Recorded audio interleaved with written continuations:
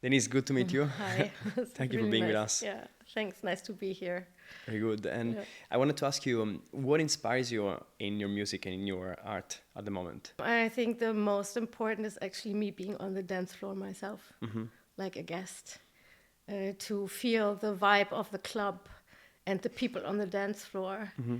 To what, because the scene and stuff, it's changed so much over the last years. Yeah.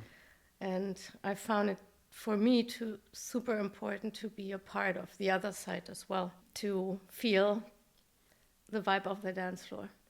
But also, I mean, I listen to different genres. The last half year, I Yeah. just go over the Portishead and Massive Attack and different stuff. Like Anthony Rosa is super cool, like his live sets. It's broken beat, but somehow very techno-ish. It's not super. It's a mix of techno and electro, in my opinion. So it's a good middle. Yeah. Yeah. Yeah, and what else? My mood. Yeah. My mood is my biggest. It's What an I inspiration. feel. Yeah. Yeah, this inspires my music.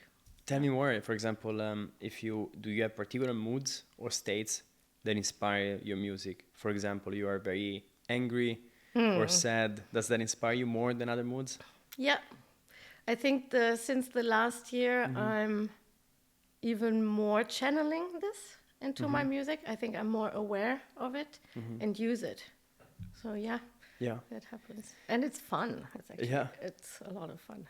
Do you feel, for example, once you have put the emotions into the music, do the emotion flow through you? They move away, or they stay with you? Like it's something that helps you also process the emotions. Yeah, I think it's also a process, but it's a mix. Sometimes it helps, and sometimes it stays. Yeah. And you can use it again. Yeah. So it's maybe good to keep it for a little while, so Yeah. you can use it again in your music. Yeah. Are you able to really feel all your emotions fully whenever they come? For example, if you feel a lot of sadness, can you stay with that? Oh yeah. Yeah. Yeah. I'm very good. I became very good in that. I like to feel my emotions completely. I don't push it away anymore. I think I did that more in the past, but now I can also sit With them. it. Yeah. What helped you be able to sit with emotions? There's a lot of self-reflection, like being more aware of myself and my emotions. It's beautiful. I think it's like you getting to know yourself much better. So I think I know myself much better now Yeah. than a year ago Yeah. or 2 years ago. Yeah. Have you, so it seems like you were intentional. So you wanted to do this process of also like feeling more emotions. Yeah. Did you do that with a therapist, with some resource online, on your own? On my own. Yeah. Yeah. Okay. I read a lot of books and watched a lot of stuff on YouTube. Like I did actually a lot of research the last 3-4 years. So yeah, I did it myself. Is there any of your tracks that you produced that came out of this process? Actually, yes, recently. It's like 2 or 3 weeks ago. It's not out yet. It's not out yet. But Okay. it's a very powerful track. It's super fast, but it's half beat. So, but it feels very like, yeah, it has a lot of energy. Yeah. I don't know if you are able to play it because it's 180 BPM, Wow. but it doesn't feel so fast because it's like just 2 kicks, 2 or 3 kicks inside. So it's more like a Yeah. nice rhythm. But yeah, I used my voice as well. in it, Wow. so, Yeah. What was the emotion that went into the track? that's a hard thing to, because I was not angry, I was not sad. It was more like an excitement to do something. It was an interaction between me and someone. So, yeah. Yeah. Yeah. And now you did this track 3 weeks ago. When you listen to it now, do you reconnect with the emotions that you were feeling yeah. back then? Actually, it gives me a lot of like Yeah. power. It's Yeah. it's always like it's fun to listen to it. Have you played the track out in a gig Not yet. Not yet. No, Okay. it's not mastered yet. Yeah. Okay. And other, for example, for your creative process, so how does your creative process work? How do you make music?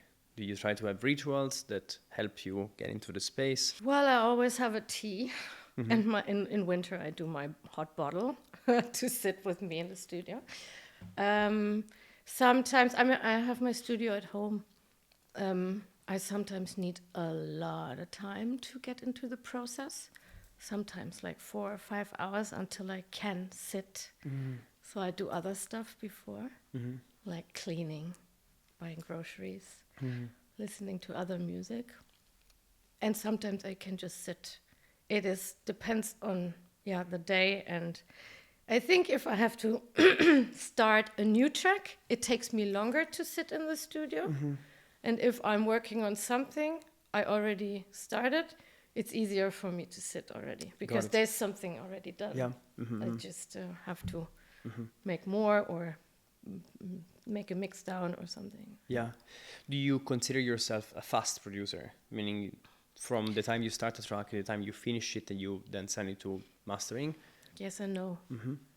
Sometimes I need a long time to mix down until it really is there where I want to have it. But usually I'm pretty fast in producing, yes. I don't take long, like maybe 2. Sometimes it's a few hours, but sometimes 2 days. Sometimes I'm super bored with the track already and I come back after months or years even. Wow. Yeah. So, and then it's like, okay, I delete this in the track and this gives it a new vibe because I just deleted something. Sometimes it's good not to add stuff. It's good to remove stuff too. And what's the process that goes from, let's say you work on a track, you bounce it off, you do the arrangement, let's say. Do you wait some time to really listen to it? Or you... Yeah. Mm-hmm. Definitely. And in the years, like, like, because I know that you said in another interview, no pressure is my new mantra. Is that still the case for you? Oh, yeah. Yeah? Yeah. Pressure, I think, is the biggest killer of creativity for me. Yeah. Like, sometimes I like to have, like, deadlines, but usually I try to avoid deadlines. For me, it's better to work freely. The pressure just... I don't know. It just kills my vibe if I have to do something. Have you experienced situations where you had a lot of pressure, maybe from yourself or from someone else? And how did you navigate the situation? Well, in the end, if it's a deadline, I cannot do anything. It's just, it has to be done. And then I'm able to do it, but it's not so much fun for me. Well, for the 47 release for Tommy's label, there was a deadline. I think I had 1.5 months. It was fun. I mean, it can also be fun. Yeah. It doesn't have to be. But then I don't do anything else. Then it's just that. Just one project. Yeah, That project. just one project I'm working on.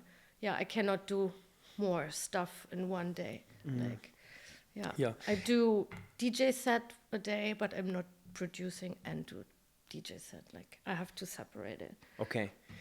It's so, for example, if you have gigs that month, let's say Tommy gave you 1.5 months to work on this EP or these tracks, and you have a gig you have gigs in the month, Well, right? then I have to do it. Yeah, of course. So then you prepare a little bit for the gig. Exactly. But for that day you pause the production. Yeah. Yeah. Yeah. Does that help you being more focused on one thing? Yeah. Yeah. Yeah. I don't split. Yeah. I want to be completely in that realm of like producing or DJing. Yeah. Yeah. My brain doesn't work in both ways. I don't know. Interesting. Does it feel like it gets too much? Like if you're Yeah, having two I things? feel overwhelmed. Overwhelmed, then. yeah. Okay. It feels that is the pressure I want to avoid actually. Got it. Yeah. Yeah. Yeah, so for you then that's why it kills creativity, because then at some point you feel like almost like you're stuck. Oh no, I still have to do this, and then it's like, no, Yeah. I just do this, or I just do that. Yeah. Yeah. How does your mind work? Meaning, like, for example, when you wake up in the morning, do you have a lot of things in your head, or you try to or you're quite focused or calm? No, I'm calm. Yeah, you're Yeah. calm. Yeah. Since the last year, I quiet. Like if there's a loop going on, it's like no, not now. Yeah. Later. Just have your tea, go running or whatever. But don't. Put too much energy in this loop. Yeah. For example, so loop would be constant thought. like something is going into your head, maybe something's stressful, you need to pay taxes, I don't know, something like that. Yeah. But I got better in Yeah. quieting it. Yeah. Do you meditate? Have you meditated in the past? I did. At the moment, I'm not. Okay. Yeah. But I running helps practiced. you to break the pattern. Yeah. It's great. Mm-hmm. Yeah. And there was one thing that I read in another interview, which is you always try to find the balance between what works on the dance floor, mostly, and finding something unique, something that is that has character. How do you find the balance for your music? Well, sometimes I feel like, okay, I have to make a release which is more, or I want to do a release which is clubby, which can be played. Then I focus on that. And then I have the feeling like, oh, I need to do something breaky, which is like more my inner strength or my strength, I would say. I'm better in producing break beats than the 4 to the floor. But of course, I like doing both. But sometimes when I sit as a 4 to the floor and I was like, it doesn't hit. Then I change it into a breakbeat and it's like, oh yeah, that's it. Yeah. But I know that it's hard for people to play, or they don't play it in the club at all. But it doesn't matter. Yeah, and it's so interesting because I mean you have your own label. You release on 47, Stroboscopic Artifacts, which are more experimental, also techno. You release also on Arts, which is a bit more club oriented, mostly, right? And do you ever feel, for example, if you have, so you are working on a release for Arts, right? So you're sending then the music, you agree that you're gonna send them something, but you end up making something that is breakbeat. How do you decide, okay, like does your mind play tricks like, oh shit, now this is too much, like you shouldn't do it, and then you change the track? Yeah, Yeah.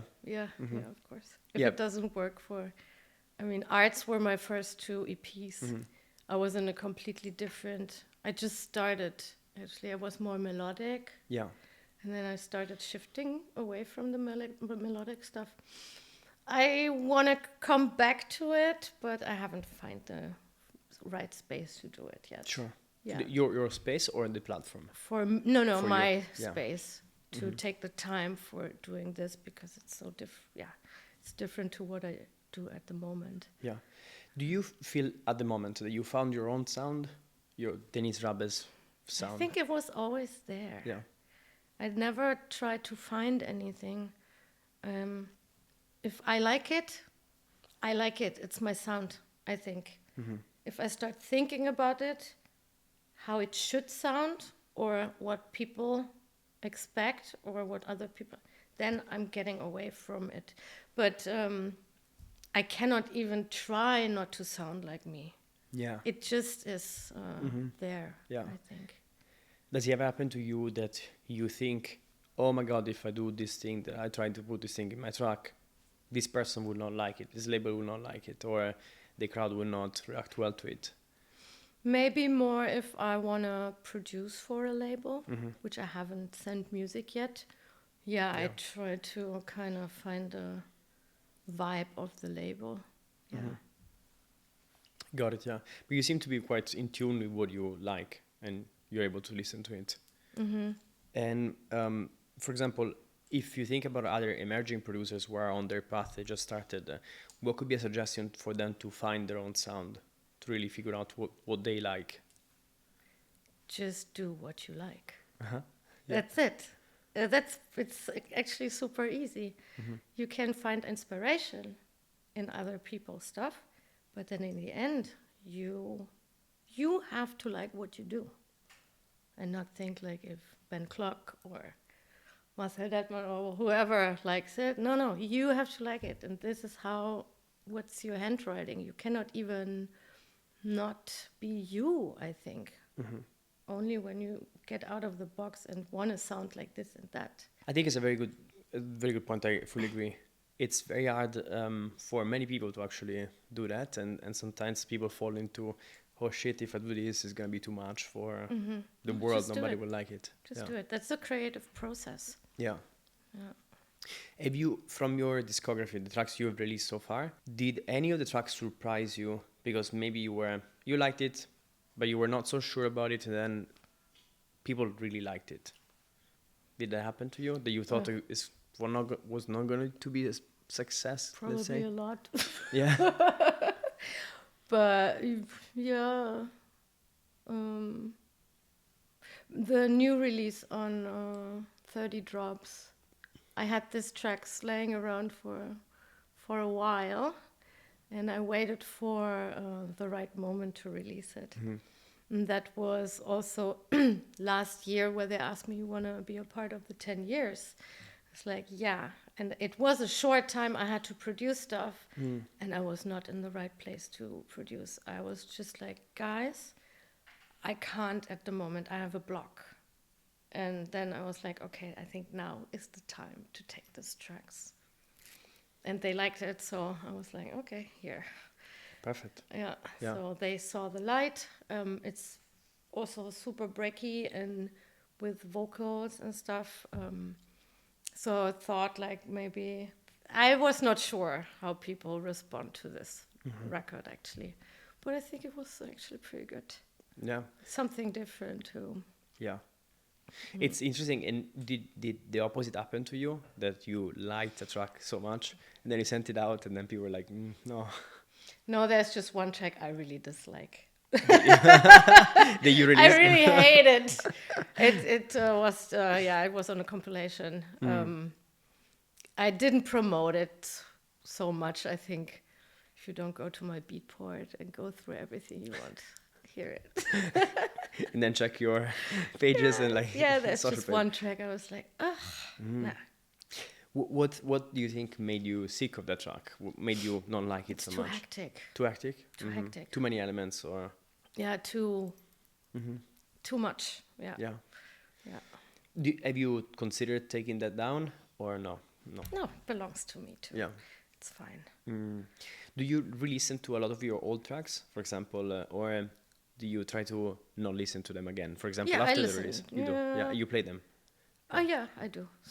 Yeah. Yeah. Sometimes it's like, oh, I would like, yeah. Yeah. I do sometimes. I don't play a lot of tracks of myself in my sets, but like one or two, and sometimes no track. But yeah, I sometimes like to play old stuff. Yeah.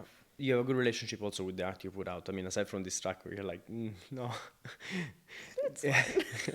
Do you wish you didn't release it now? Yeah, I mean, it didn't really made a big wave, so it's fine. It's okay. Yeah. Yeah, it's okay.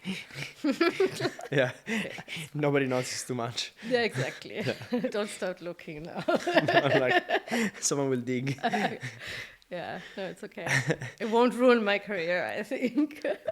Great. Yeah. It feels like it's like a tattoo sometimes, like Yeah. if you have a lot of tattoos at some point, of course, there's going to be one or two that you do not like, maybe. Yeah, you can regret stuff, but in the end, it belongs to you too. Yeah, it's part of the journey. Yeah. And Denise, what does it mean to be an artist for you? Freedom. Yeah, I would not change for $1 billion to have taken away the freedom of my life. Waking up when I want, having my day, my day how I want. Like, it's a big blessing, I think, to live like this. Yeah. Yeah, but I got raised from my parents like this. They never said like, no, don't do this, don't do that. I always were able to do whatever, and I think that's why it's very important for me to have this freedom in my life. I'll ask you one more question about this, but your parents are supportive of your music, I think, of your music career. And Since my mom came the first time to Berghain, yes. I've read that, yeah. Before that, it was always like, when are you getting a real job? When Yeah. are you getting... So I got furious all the time. Of course. Like, of course, I got upset. You want to be supported Sure. by your family. And then I took my mom, and she couldn't believe it, what was happening there. So, yeah, since then, Yeah. I'm fully supported. She probably saw, okay, fuck, this is real. Like, Yeah, my she daughter is saw like actually people applauding and Yeah. were like, oh my God, Wonderful. that's for my daughter or something. I don't know. I think she was very proud Yeah. to see this. And that made me super happy, Yeah. obviously. Of course. And now I think, do you speak with them about your music? Do they ask you, hey, how is your release going? Or Yeah. do they ask you questions? So My yeah. mom even knows how I sound, actually. Wow. It's very interesting. I was I remember in the neighbor room was playing a track of mine. She was like, "Oh, that's you," or I was like, Wow. "Yeah." One of their neighbors, yeah. No, no. my boyfriend that time he Wow. was playing it in his studio, and he was like, "That's you, right?" I was like, "Yeah." Wow. How do you know that? Oh, it's cool. Yeah. That's so great. Yeah, but it seems like, anyways, even if I don't know about your father as well, but like your parents were not really into music, and but they still raised you as with support, right? They will like make your own decisions, just Yeah. go for what you like. Yeah, super. I mean, my dad he loves music, but my mom is like whatever. My dad has his stuff like he likes to listen to, but nobody is like an artist in my family. My grandmother was playing the organ. That's it. Yeah. Yeah, I'm not influenced from home. Actually, I would say Yeah. not really. Very interesting, and still they manage to kind of provide you support, like at least make your decisions. And you mentioned before freedom, so to be an artist. And what has been belief, an idea that you had to let go of throughout your career to feel freer, to feel more freedom? There's always more than one way. If you feel stuck, try to do it a different way.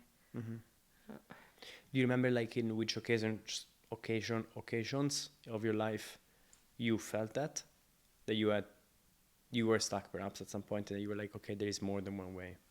Yeah. I had that. I mean, I don't. It's very private, but yeah. Then you just take a break. And talking about the role of the artist in society, what do you think is the role of the artist within the broader society? The artist breaks the rules. I think we all are. Doesn't matter if it's a painter or so. I think we keep the society alive, and I think we mix it. I think without art and music, wow, I don't want to think about it. It's impossible to have no music. I think it's very important to do this work, even if we struggle and hustle more than other people, but in the end, it's worth to do it. Yeah, it's true. I think for me, like, also, I realized that a lot during the pandemic, when all the DJs and producers were out of job meaning performing, and I felt worthless. I felt like, what is the sense of my life? And a lot of people around me the same way. Yeah. And then I think my ex-girlfriend at that time, but also friends, were like, I think it's very important to be an artist, you know, like even my therapist said, look, I mean, there is a value of music that you put into society. It's like you are making people feel something, making people, you're entertaining them, you're making people have great experiences, and making people connect with each other. You're hosting them and creating spaces for liberation. Super important. Yeah. It's a different air we need to breathe. It's very crucial to life. Yeah. Have you been touched by, for example, experiences that you had where you were performing and then someone came to you and said, Denise, I loved your set, or this is super important? Do you remember anything that particularly touched you? Well, when I get response, like recently actually, I went to Berghain on Sunday, and someone wrote me afterwards that it was so nice to see me on the dance floor. Also, like, not just seeing me as the artist, seeing me on, like, as a guest as well, and bringing and really dancing and being a part of the crowd. But also, I mean, I get a lot of response after the gigs. Like, you know, I don't know a specific one because there are quite a few actually. But And were there moments where you were attending someone else's performance, maybe you were dancing, that particularly touched you and they stay with you? There are a source of inspiration, for example. Oh yeah, it was last year Easter. I listened to Regis in Berghain. I was crying on the dance floor. Yeah, it was the first time. I got so emotional. It was so beautiful. First time you cried, or first time you? The first time I cried on the dance floor. It Wow. was just like, oh my God, it's running. That's amazing. Yeah. It was really cool. Was a particular track or? No, it was the whole half an hour he played. Like, he played so deep. He just caught my complete whole body into it. It was just like, it was overwhelmingly beautiful. So good.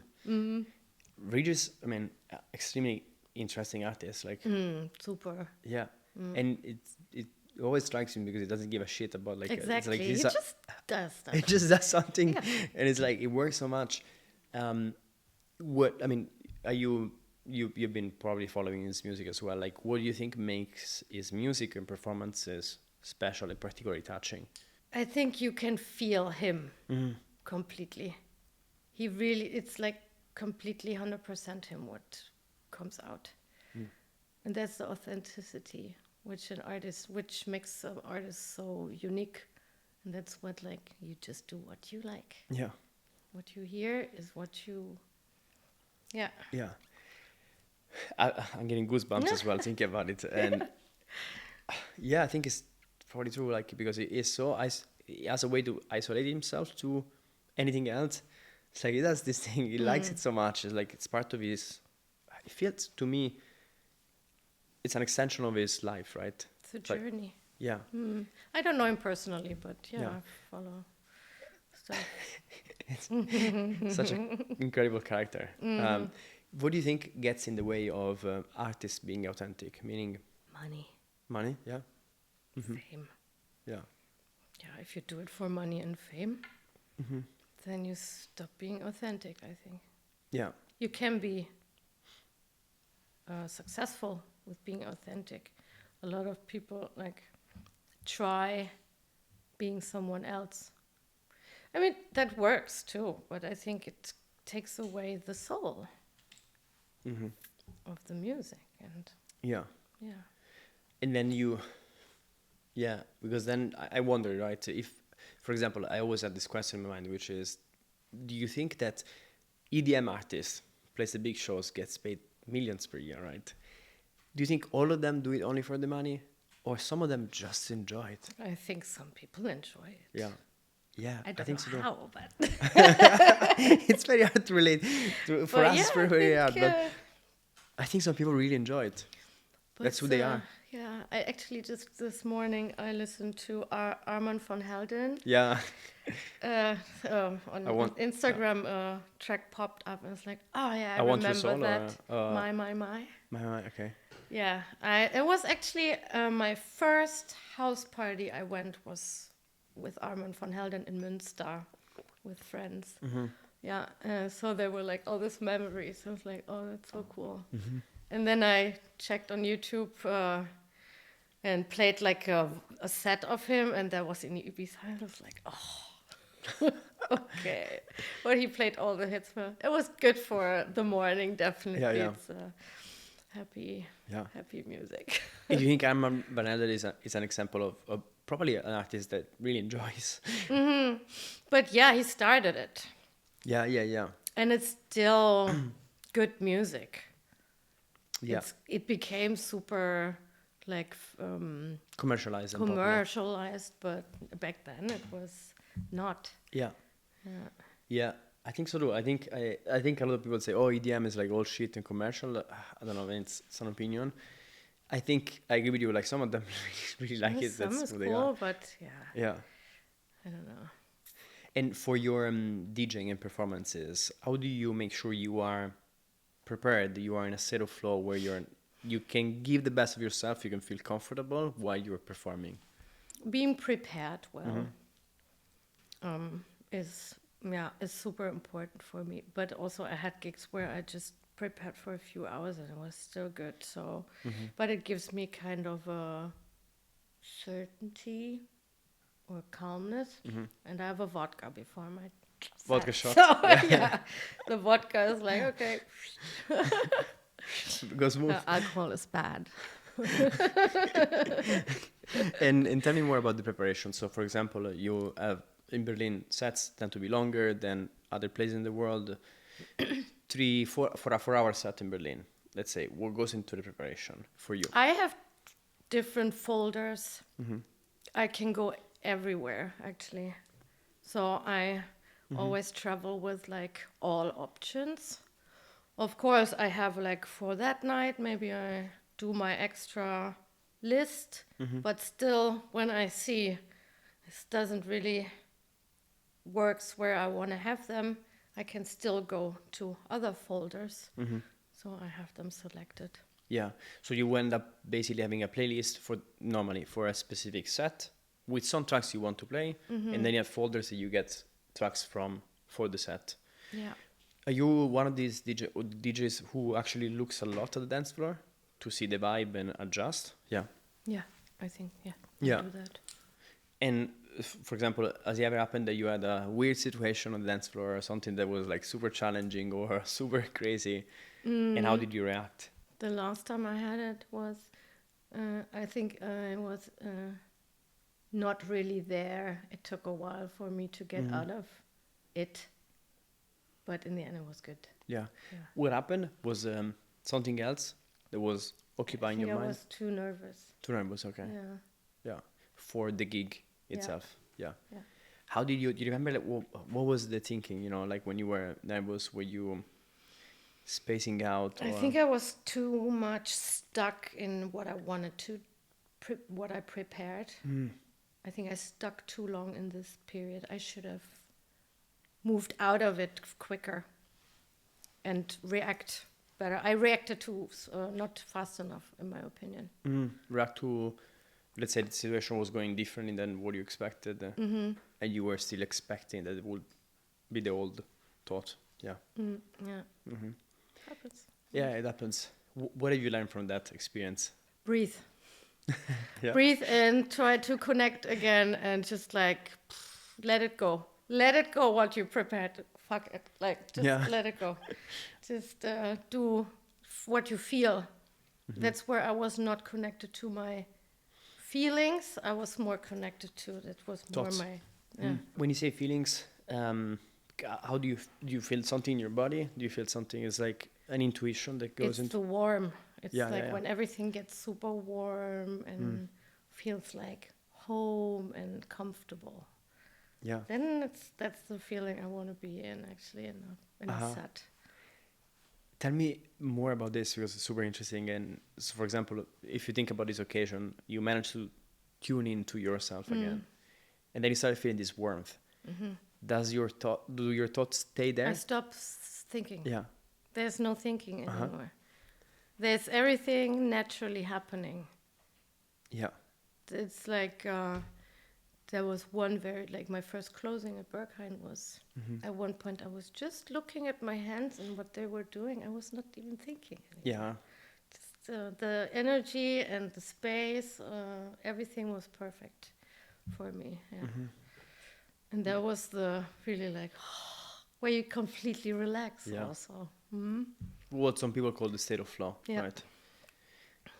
When you are in the studio, do you manage to get to the state as well? Sometimes, yeah. Yeah. You describe it as a sense of warmth in your body. You pointed out, like, and is that, like, does that help you make better decisions? For example, if you're producing, you are creating a track, selecting elements, or doing the mix down for the balance, or doing an arrangement. Do you manage to get to the same point where your hands are moving, and you're not thinking? It's different because there's one big element missing. It's the other people. Yeah. Yeah, exactly. Or as a DJ, having this exchange with the crowd is, I think that makes it so magical. If everyone is just like, and you feel everyone is in the same state as you are, kind of. Yeah. In the studio, I'm alone. But yeah, you get also in this kind of zone.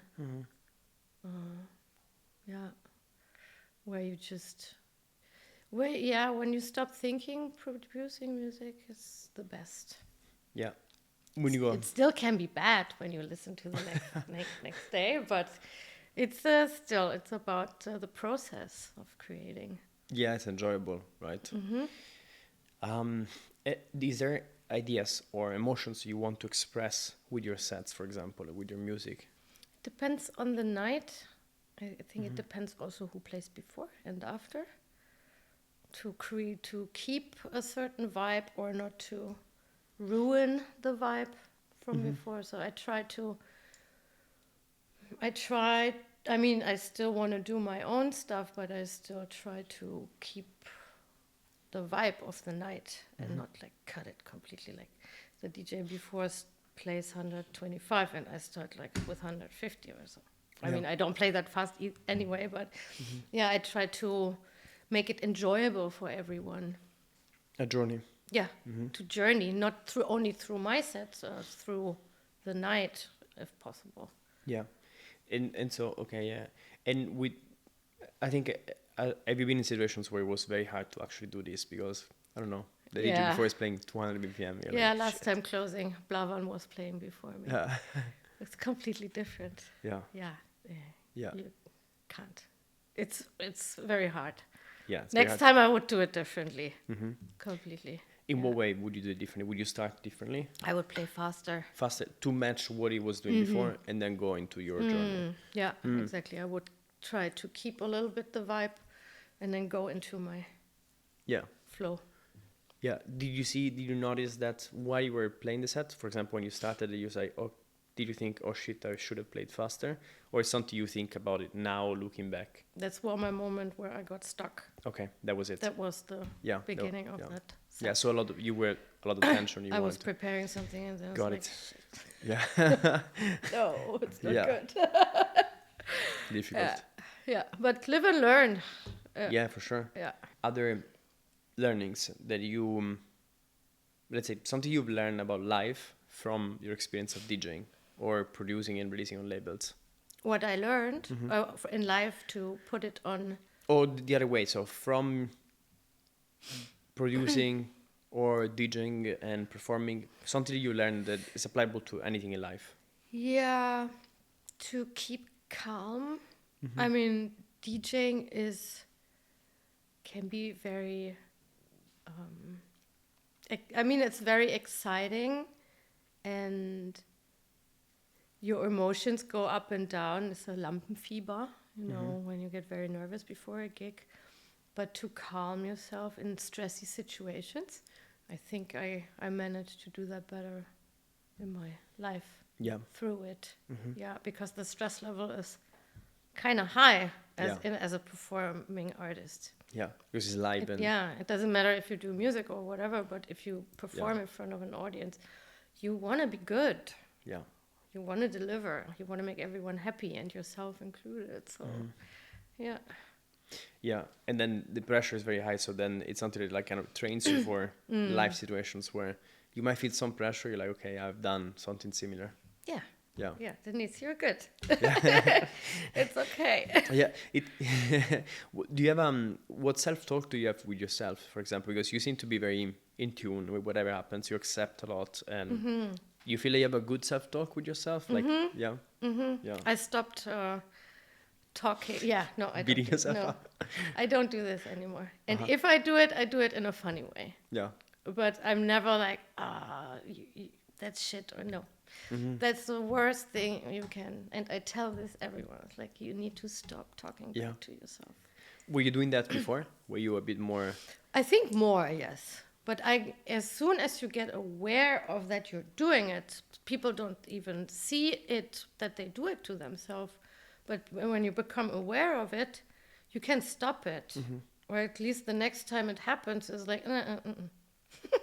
Yeah, it's happening again. That's not true. Right, yeah. I give my best here. That's the thing. We all give our best all the time. Yeah. It's the energy you bring to yourself with this bad talk. It's like, it's killing your self-worth. Yes. And why you should do this, actually. Yeah, for sure. Was there something in your life that actually helped you or made you realize that, made you become aware of the negative self-talk that you had before? It's a good question. I have no idea. It happens slowly. Yeah. Yeah. It was a whole process over the last, especially the last 5-6 years. I started like really changing my thinking and how I talk to myself. Yeah. I think it's one of the most important things that one can do to have a better experience of life. And I've seen, including me, like sometimes I'm just like, like don't do it. Stop it. Yeah, but as you say, like sometimes it's hard to realize that we're doing this to ourselves, right? And then for me, one thing was understanding that we tend to treat other people better with more kindness, Exactly. you know, than ourselves. Why? And yeah, like if a friend of mine had done this thing, I would just hug them, you know. With myself, Yeah, I'm like, what exactly. the fuck? And what I just recently told a friend is like, Yeah. would you talk to me like this? And she was like, no, of course not. Right. It's like, why are you doing it to yourself? Yeah. Just because maybe it's a childhood thing, your dad or your mom talked to you like this. Now, stop repeating this pattern. It's really toxic. Yeah, it's really toxic. Yeah, it makes your life shittier. Yeah, for sure. Going back to your music, you release on a lot of labels, and also you have your own label, Rabe. One thing that I found interesting was that you use a lot of Aesop fables, like for stories and images as well, for the releases. What was the initial idea for using these references? My last name is Rabe, which is Raven. Yeah. When I tried to find a name for my label, I was thinking a lot, and everybody was like, use your last name. It's amazing. Cool, it's so techno. I was like, yeah, you're right. And then I started trying to find what is the perfect image I want to present. And I was doing research, and then I somehow, like the raven is a very mystical, it's used a lot in different areas, esoteric, spiritual stuff. And fables, it's an old way, like also, it's animals, basically. Fables are animals which present in the end humans. Yeah. And I find it interesting because all the stories of the fables, we can still use them. Humans are not changing. It's like from the 1600s or older, and you can still use it. And I found very nice images from someone, and Yeah. And then you use them for the releases. And the first one was the raven and the fox. Yeah. So I started it with this. So it made totally sense. And do you select the music first, and then you connect it with, you pick a fable? Yeah. Yeah. What's coming next with the label? You have plans for 2025? I will have 2 new artists. I do digital. I'm very excited about it. Like having like other artists now on the label. Before I was just doing vinyl. This I was just doing for myself. It's a small label. I don't have the money to release other people on. I want to have it then for myself. But I started now like having the first VA. Before I did collaborations 2 already, and now I take on 2 new artists, and still, that's the new perspective.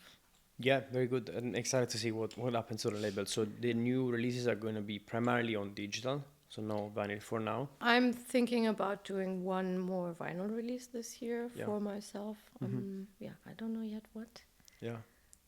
Which way, and who will be someone who I want to have a remix of. Because I cannot ask Rico all the time. I would just have Rico remixes on my label. Yeah. But I'm not decided yet who is the remixer and what kind of music this time. Have you seen that, for example, when you produce a vinyl, is it better for sales or for attention of people? No. It's just... For you. Yeah. Yeah.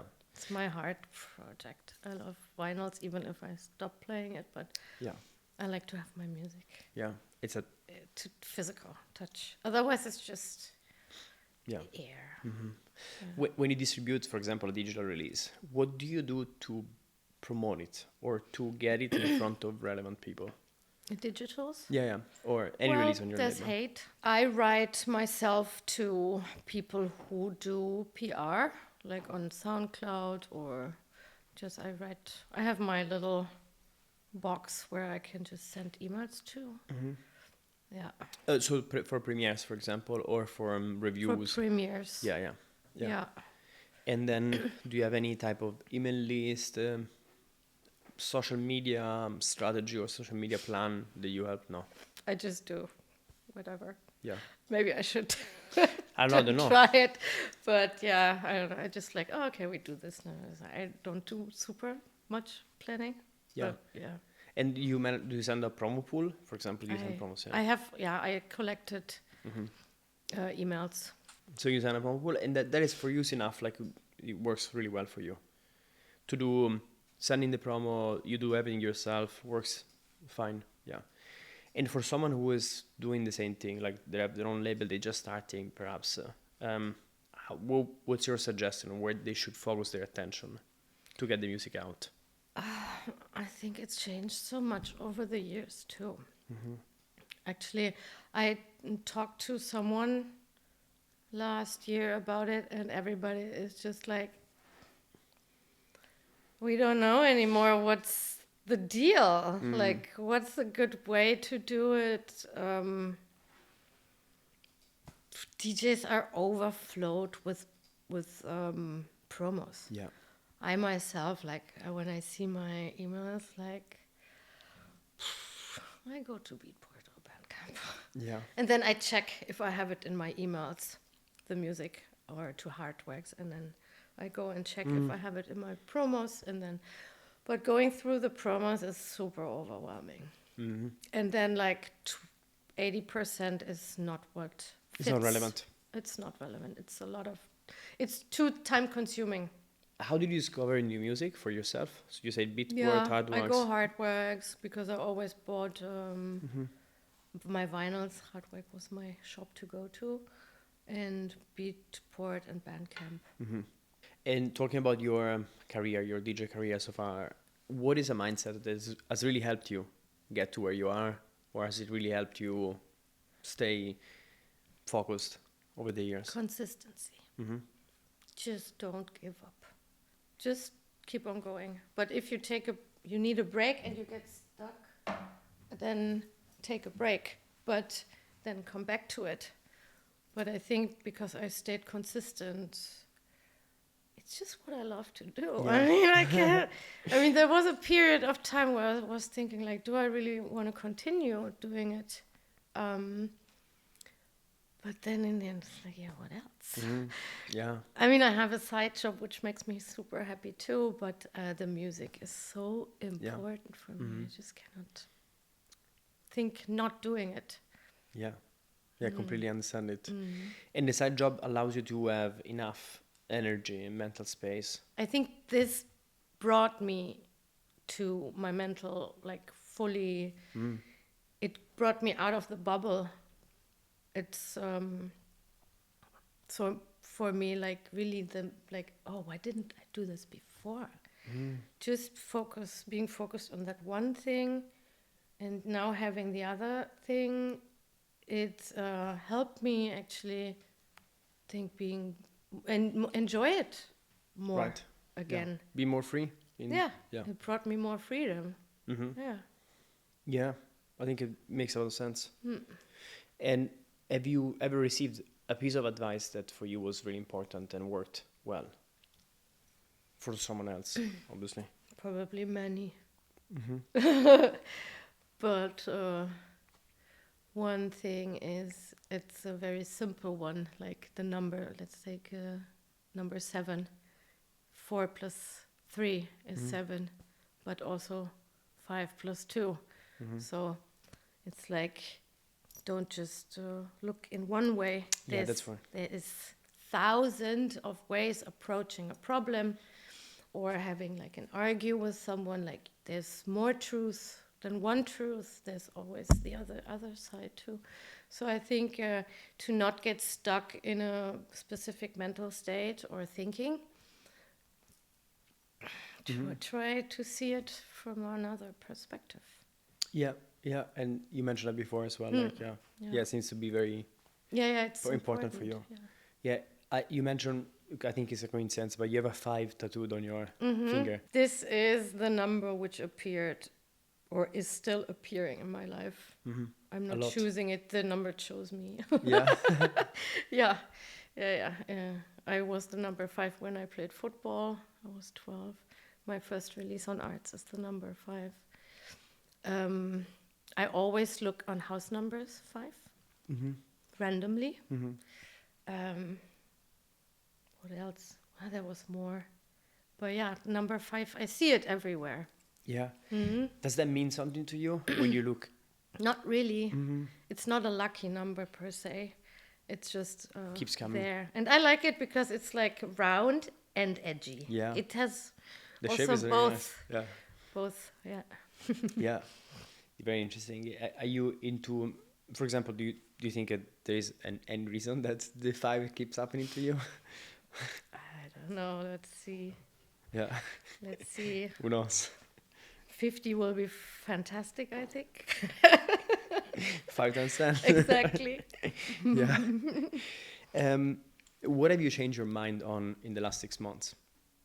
Belief, idea? I think the last year, 6 months were very, very crazy in my life.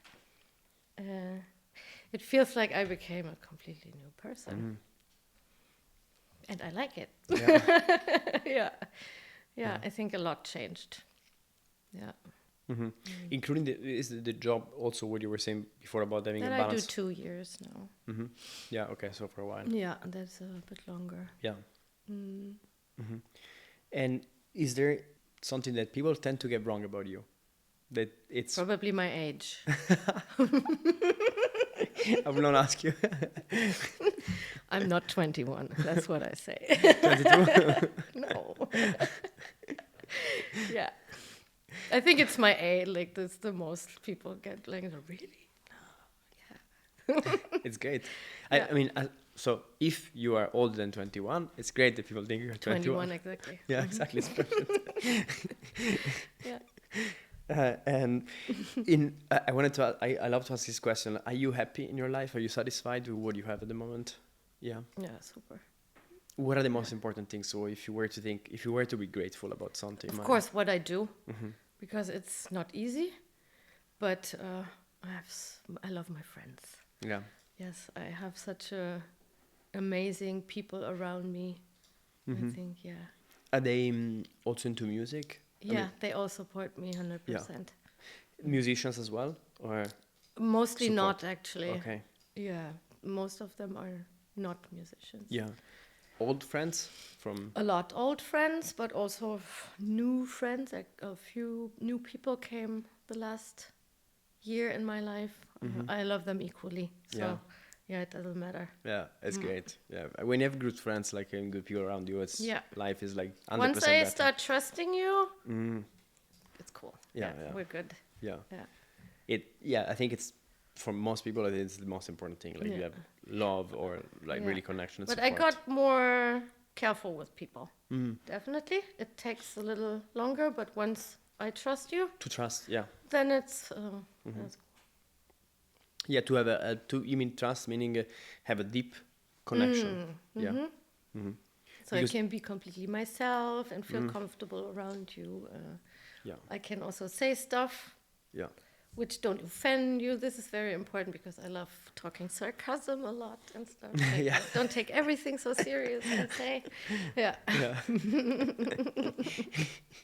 And is there what fulfills you as a person? For example, music. When you think, what is a great week for you? What does a week contain to be a great week? Actually, I can have all the feelings in 1 week and it can still be the best week in my life because I learned a lot from this. Yeah. So also sad Oh, moments. yeah. I completely suck in everything. I don't, it's super okay to feel sad or anything. I just try to learn from every situation. In the end, it's like, oh, I'm very thankful for you. Thank you. You taught me something about myself also. Like when I'm offended or something, it's like, okay, why are you offended right now? There's something inside of you which you didn't look at yet. So it's all learning, and that's we can be everything. Yeah, and not being not taking things personal is also helpful. No, nothing is personal in the end because we all act from a different baggage of past. It's like, in the end, why did he or she react like this, like, yeah, it's nothing to do with me in the end. I triggered something in that person, maybe. Yeah. And it's like, oh, I'm sorry. Yeah, it's a very good way to think about it, and Yeah, nothing is personal. makes you more relaxed. Yeah. Yeah. Absolutely.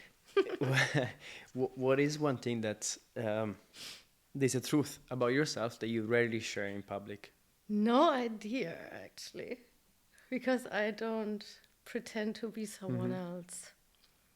So, yeah, I have no idea. Open book, you're open to and transparent. Yeah, I think so. And what's now, maybe we'll go into the last part of the interview. Like, I'll ask you some questions. Answer anything that comes up immediately. Short? Okay. Short, yes. What's the first thing you do in the morning when you wake up? It's so embarrassing. I grab my phone, but just to check the time. Just to check the time. Sometimes this, sometimes that. Sometimes like, okay, tea first. Tea first, okay. And if you had to choose one closing track for the rest of your life, what would that be? Room 506, Dropout. Room 506, okay. It's Ancient Methods. Yes. I remember this track. I played at the first closing in Berghain. Okay. That was my closing. I remember this track. With a voice, there's a voice of a woman, I think. White powder in the air. Yeah. Ah, that's so cool. Can you sing aloud one of your latest tracks? Yeah, I mean, the latest one is the EP, Observe Your Fears. That's the vocal. That's it? That's the vocal. Your voice? Yeah. It's not my voice, no. Okay. It's Krishnamurti. Krishnamurti, okay. Don't know them. It's a Hindu philosopher. Okay. Yeah, I would check out the track. Is it released already? Yeah, it's the 30 drop release. 30 drop, okay. Would you rather play in front of 10,000 people, strangers, big stage, or small house party, 20 close friends? 20? 20? Yeah. 20 close friends? Yeah. Why? More intimate. Yeah. Yeah. You enjoy more the Oh yeah, I connection. love the intimate stuff. Yeah. Who is a artist, DJ, producer, or other kind of artist that you would love to get stuck on an island with? Dead or alive? Could be either. Well, dead, Prince, and alive, I think I would take Rico. Rico? Yeah. Yeah. Amazing. Yeah. Good collaboration with both, probably. Yeah, that would be interesting, huh? Yeah. What is maybe let's talk about something you're excited about for 2025. Any projects that are upcoming, gigs, releases, anything else? Well, gigs for sure. I'm happy to be back in Tokyo. Yes. Yeah. The food also is like, and I really like the scene in Japan. They have really good taste in music. Project, I'm working on more stuff with my voice. That would be more interesting to get more the emotional side, like expressed, rather than just doing noise and stuff. Yeah, and so these are gonna be more club stuff with the voice, or it'll be more experimental? That's more on the experimental side. Okay. But also the track I mentioned before, the one where I'm getting very excited. Yeah, it's also one of those, actually. But it's not really, I mean, I think you can play it in the club, but it's more experimental. Very cool. Looking forward to hearing that when it's out. And we have a closing tradition, which is we ask every guest, what's one question we should ask the next guest without knowing who they're going to be? What was my question from the other one? What is a part of your personality that you love, and what is a part you hate? I would ask, who would you like to be in the next life? Very cool. Yeah. Yeah. And what's a part of your personality that you hate, and what is a part that you love? I try not to hate anything, actually, because hate is a big word. I try to really completely delete this. But I don't like maybe when I get too fast, like angry about something. But yeah, what I really love, I think I'm very clear in what I am. There's no questions. You see what you get, actually. You're very clear and transparent with others as well. Yeah. I want to be. I'm honest, I would say. Yeah. Very cool. Denise, thank you for the chat. It's been great. Thank you very much. Thank you for being here. It was a lot of fun. Thanks. For me too. Thank you. Thanks.